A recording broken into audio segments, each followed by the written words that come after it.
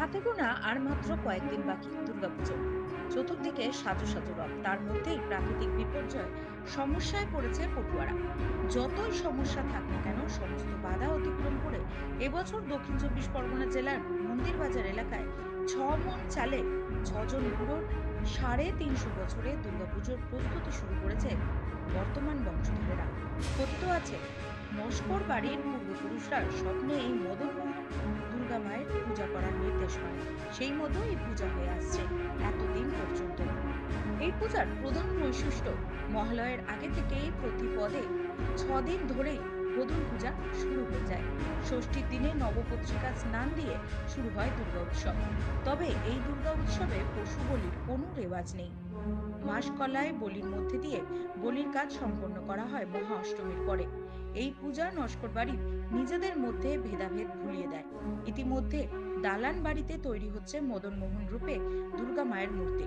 ষষ্ঠীর 6 দিন আগে থেকে পুজো শুরু হয়। প্রায় 15 দিন এই নস্কর পরিবার সহ এলাকার মানুষ জাতিভেদ বৈষম্য ভুলে সবাই মিলেমিশে একাকার হয়ে যায় পুজোর উৎসবে।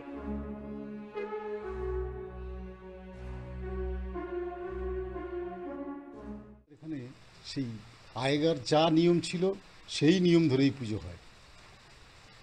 যা চালের ব্যাপার, যা বৈদিক যা ছিল পুরনো, সেই পুরনো ধরেই পুজো, একটুও নড়চড় কিছু হয়নি। 350-400 বছরের যে পুজো সেইভাবেই চলে আসছে পুরনো নিয়ম অনুসারে। আর এই এই যে পুজোয় মানে কতটা আনন্দ হয়? আমাদের এই যে নস্কর ফ্যামিলির মধ্যে প্রচুর আনন্দ হয়, যা কিছু হওয়ার সবই আনন্দ হয়। এখানে সিঁদুর খেলাও হয়, এখানে বিজয়া দশমী খুব আনন্দ হয়, এখানে বিভিন্ন রকমভাবে হয়। বলছি এই যে পুজো কিভাবে শুরু হয়েছিল, কি কিছু কি? এ শুরু হয়েছিল এই যে 4টে না 6টা বুড়ো, আমি এই শুনে যা বলেছি, আমাদের তো আর তখন সেই বয়স হয়নি 350-400 বছরের।